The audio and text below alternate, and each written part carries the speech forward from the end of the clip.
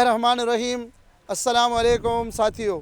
जे त हिन वक़्तु असीं लाड़काने में मौजूद आहियूं तबलीगी इज्तिमा इंशाअल्लाह तबारक अल्लाह 12 फरवरी 2026 बरोज़ ख़म्स बाद नमाज़ असर तबलीगी इज्तिमा जेको आहे उहो अल्लाह तबारक व तआला जे नाले सां शुरू थींदो। ऐं हिन वक़्तु असीं इज्तिमा गाह में मौजूद आहियूं, जिथे इज्तिमा गाह में तव्हां ॾिसी सघो था त तयारियूं वॾे ज़ोर ऐं शोर सां जारी ऐं सारी आहिनि अल्हम्दुलिल्लाह।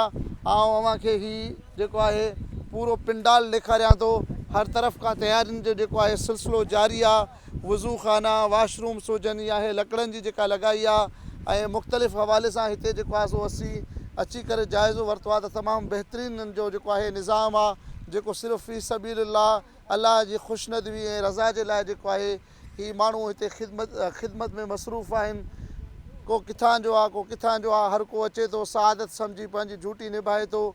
ऐं हिते अलाह वारनि जी जेका आहे हू महफ़िल जुड़ंदी 3 ॾिहाड़ा हिन बंजर ज़मीन ते।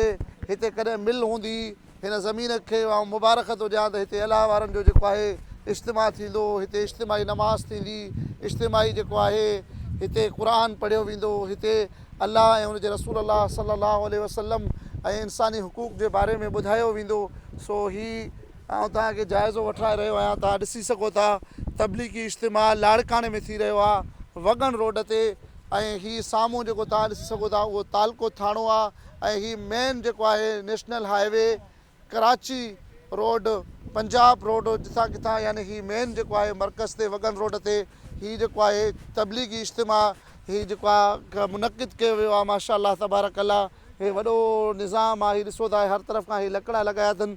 दोस्तनि खां हाल वाल वरितोसीं त भला हीउ लकड़ा ओपन हूंदा त सभिनीनि ॿुधायो त हर को ज़िले वारो पंहिंजे पंहिंजे ज़िले वारो अची बक़ाया हिन जे मथां तरपाल या जेका आहे बैठक वग़ैरह ठाहींदो। बाक़ी हीउ हिननि जो कमु आहे लकड़ा लॻाइण।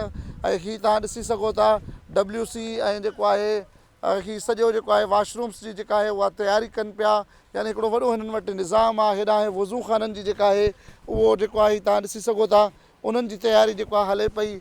ऐं हीउ हर तरफ़ खां हर को पंहिंजी जेको आहे ड्यूटी निभाए पियो। हर तरफ़ खां जेको आहे उहो निज़ाम पियो हले।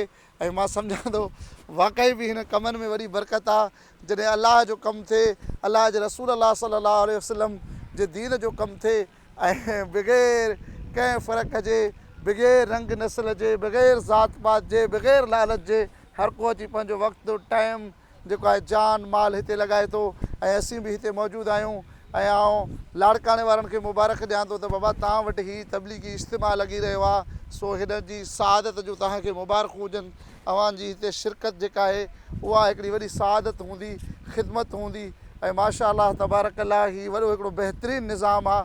ऐं अलाह वारनि जी जेको आहे हिते मां यकीनी तौर ते हिन सरज़मीन खे त पहिरियों त मुबारक हिन बंजर ज़मीन खे हुजे जो हिन ज़मीन में अल्लाह जे रसूल अल्लाह सल्लल्लाहु अलैहि वसल्लम जी जेको आहे दीन जी ॻाल्हि थींदी, तबलीग जी ॻाल्हि थींदी। सो इज्तिमा गाह ते अची करे ॾाढो मज़ो अची वियो। हीउ अवेयरनेस आहे जेके दोस्त ताईं पैगाम पहुचाइणु आहे त जेको आहे हिन इज्तिमा में वधि खां वधि शरीक थियो ऐं हीउ वीडियो पैगाम वधि खां वधि शेयर कयो। अस्सलामु अलैकुम वरहमतुल्लाहि वबरकातुहू।